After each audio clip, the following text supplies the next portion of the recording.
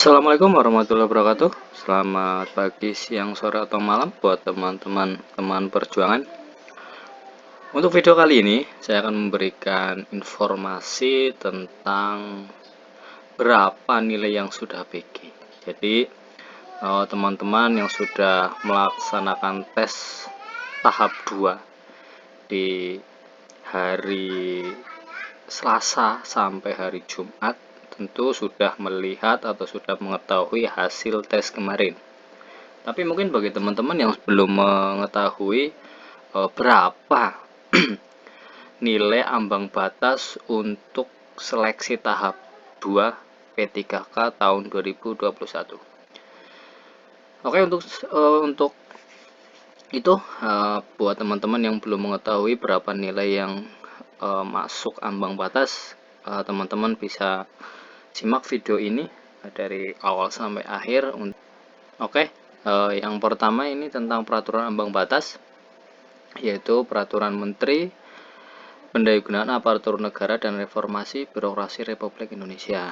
Jadi keputusan Menteri Pendayagunaan Aparatur Negara dan Reformasi Birokrasi nomor 1169 tahun 2021 tentang pengolahan hasil seleksi kompetensi 1 dan penyusunan nilai ambang batas seleksi kompetensi pengadaan pegawai pemerintah dengan perjanjian kerja untuk jabatan fungsional guru pada instansi daerah tahun anggaran 2021. Sebetulnya peraturan ini kami ambilkan dari yang tahap 1 kemarin. Tapi menurut kami peraturan ini juga akan digunakan untuk seleksi P3K guru tahun 2001 untuk yang tahap kedua. Untuk aturannya seperti apa? Kita akan bedah bersama-sama di sini. Untuk yang diktum pertama itu intinya itu teman-teman harus PG semua di setiap kompetensi. Jadi kompetensi ada 3. Jadi teman-teman itu ada 3 kompetensi harus PG, yaitu teknis, manajerial, sosiokultur nanti jadi 1, dan wawancara. Itu yang di diktum pertama. Kemudian yang diktum kedua, nilai ambang batas sebagaimana dimaksud pada diktum ke-1 terdiri dari A. Nilai ambang batas seleksi kompetensi teknis, B. Nilai ambang batas kumulatif seleksi kompetensi manajerial dan sosiokultur, dan C. Nilai ambang batas wawancara. Jadi teman-teman harus dari 3 ambang batas itu semuanya itu harus PG. Jadi teknisnya juga harus nilainya juga harus melewati atau pas dari yang sudah ditentukan. Manajerial sosiokultur nanti akan digabung jadi 1. Kemudian yang terakhir adalah nilai ambang batas wawancara. Kalau teknis ini nilai ambang batasnya nanti setiap formasi akan berbeda-beda. Misal di formasi guru kelas, guru agama, guru olahraga itu pasti akan berbeda-beda nilai ambang batasnya. Nanti saya lampirkan di akhir video untuk contoh-contoh atau untuk nilai ambang batas di teknis di setiap formasi. Untuk manajerial dan sosiokultur nanti nilai ambang batasnya ketika dijumlahkan itu 130. Dan nilai wawancara ambang batasnya atau PG-nya itu harus 24. Jadi ketiga ini jadi dari teknis, kemudian nilai kumulatif dari manajerial dan sosiokultur itu harus 130 dan nilai wawancara harus 24. Ini ambang batasnya harus seperti ini. Itu yang diktum kedua. Selanjutnya yaitu diktum ketiga. Jadi di diktum ketiga ini menjelaskan nilai ambang batas sebagaimana dimaksud pada diktum ke-1 dilakukan penyesuaian dari keputusan Menteri Pendayagunaan Aparatur Negara dan Reformasi Birokrasi nomor 1127 tahun 2021 tentang nilai ambang batas seleksi kompetensi pengadaan pegawai pemerintah dengan perjanjian kerja untuk jabatan fungsional guru pada instansi daerah tahun anggaran 2021 menjadi 3 kategori sebagai berikut. A. Nilai ambang batas kategori 1, B. Nilai ambang batas kategori 2, dan C. Nilai ambang batas kategori 3. Untuk penjelasan kategori nilai ambang batas 1, 2, dan 3 seperti apa, kita lanjutkan aja terlebih dahulu untuk diktum ke-4, ke-5, dan ke-6. Selanjutnya yaitu diktum keempat. Nilai ambang batas kategori 1 sebagaimana dimaksud pada diktum ketiga merupakan nilai ambang batas sebagaimana ditetapkan dalam Keputusan Menteri Pendayagunaan Aparatur Negara dan Reformasi Birokrasi Nomor 1127 Tahun 2021 tentang nilai ambang batas seleksi kompetensi pengadaan pegawai pemerintah dengan perjanjian kerja untuk jabatan fungsional guru pada instansi daerah tahun anggaran 2021. Itu diktum yang keempat. Selanjutnya yang diktum kelima, nilai ambang batas kategori 2 sebagaimana dimaksud pada diktum ketiga adalah sebagai berikut. A. 110 untuk seleksi kompetensi manajerial dan sosiokultur. B. 20 untuk wawancara. Jadi ada pengurangan. Kalau untuk kategori 1, untuk seleksi kompetensi manajerial dan sosiokultur itu ada 130. Kemudian wawancara ada 24. Tapi untuk diktum kelima ini, untuk kategori 2, seleksi kompetensi manajerial dan sosiokultur itu 110 dan wawancara 20. Nah, ini untuk siapa? Nah, ini sesuai dengan diktum yang ke-6. Jadi nilai ambang batas kategori 2 sebagaimana dimaksud pada diktum kelima diberlakukan bagi peserta yang berusia paling rendah 50 tahun pada saat pendaftaran. Jadi, untuk kategori 2, untuk nilai ambang batas kategori 2 itu dikhususkan untuk peserta teman-teman kita yang sudah berusia 50 tahun ke atas pada waktu pendaftaran. Jadi kita lihat di diktum kelima cuma ada dua kategori, yaitu ada kategori seleksi kompetensi manajer dan sosiokultur dan ada untuk wawancara. Kenapa kok tidak ada teknis? Nah, untuk khusus untuk teman-teman kita yang sudah berusia 50 tahun ke atas, untuk kategori teknisnya itu dianggap sudah 100%. Jadi sudah dianggap memiliki sertik.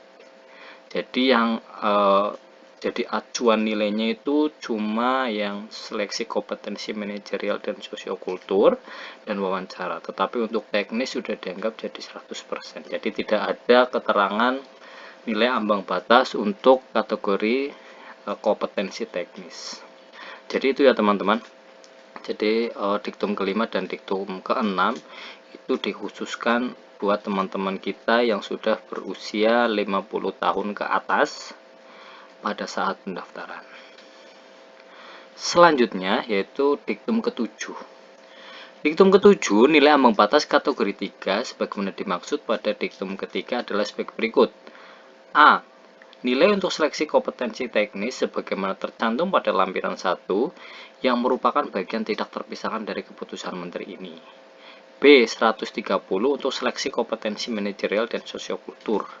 Kemudian C. 24 untuk wawancara. Nah, ini untuk ambang batas kategori 3. Berbeda dengan ambang batas kategori 2 yang dikhususkan untuk teman-teman kita yang sudah berusia 50 tahun ke atas pada saat pendaftaran. Jadi untuk kategori 3, jadi untuk nilai seleksi kompetensi teknis sebagaimana tercantum dalam lampiran 1 merupakan bagian tidak terpisahkan untuk putusan menteri. Jadi nanti nanti kami lampirkan untuk nilai ambang batas untuk kategori 1 dan kategori 3. Tapi untuk yang seleksi kompetensi manajerial, sosiokultur, dan wawancara, nilai ambang batasnya sama, yaitu 130 dan 24. Ini saya lampirkan gambarannya seperti ini. Kita lihat, jadi seleksi kompetensi ini ada kompetensi teknis, kompetensi manajerial dan sosiokultur, dan ada wawancara. Masing-masing memiliki nilai maksimal. Maksimalnya kalau teknis itu 500, manajerial itu 200, dan wawancara 40.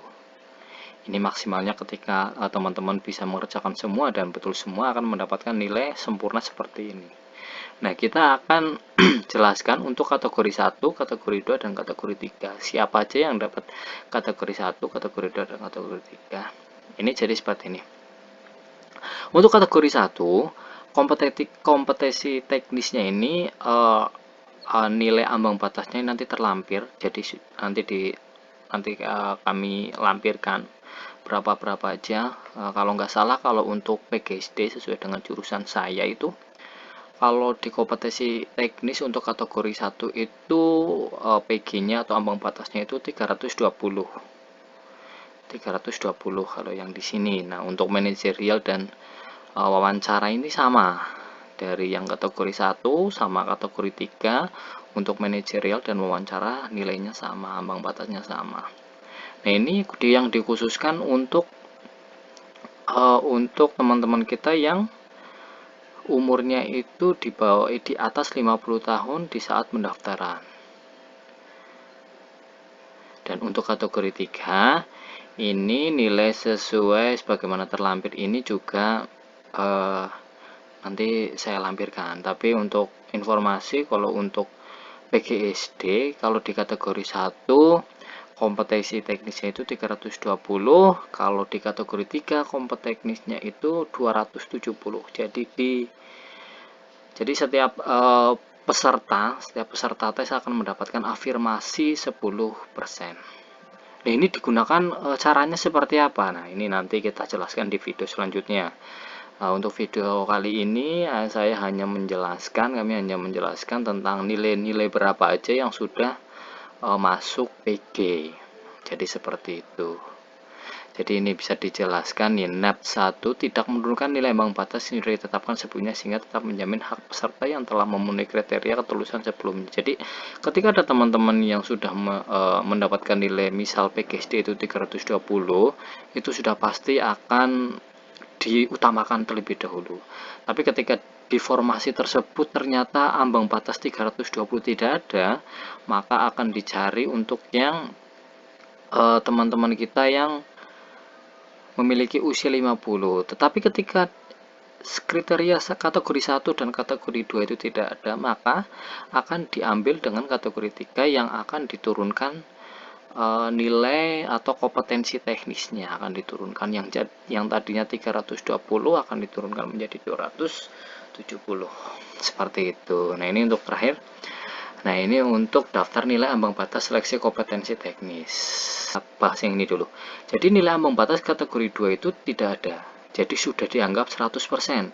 Jadi untuk teman-teman yang memiliki umur 50 tahun ke atas di saat pendaftaran itu, berapapun nilainya ini sudah dianggap 100%. Ini untuk guru kelas.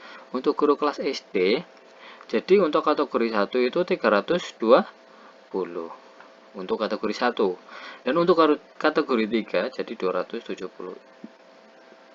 Ini jadi setiap peserta itu mendapatkan afirmasi 10%.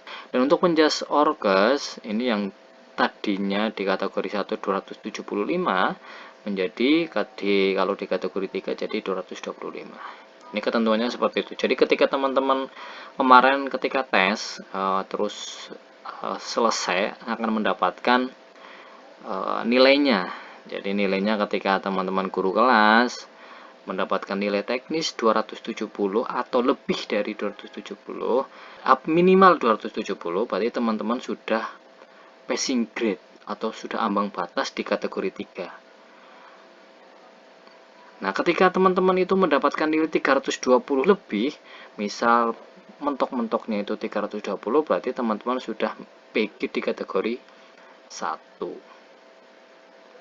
Jadi itu ya teman-teman, untuk informasi tentang daftar nilai ambang batas seleksi kompetensi teknis untuk jabatan fungsional guru tahun 2021. Jadi itu informasi tentang berapa nilai PG yang bisa teman-teman peroleh supaya nanti bisa menjadi acuan buat teman-teman bisa melihat hasil yang kemarin sudah kalian atau teman-teman perjuangkan, otomatis sudah tahu hasilnya dan bisa menjadi pedoman untuk tahu apakah nilai saya itu sudah PG atau belum. Jadi terima kasih sudah menonton video ini, semoga bermanfaat dan semoga bisa menjadi penyemangat buat teman-teman untuk menantikan pengumuman yang sesungguhnya. Kurang lebih dari saya sekian. Terima kasih. Wassalamualaikum warahmatullahi wabarakatuh.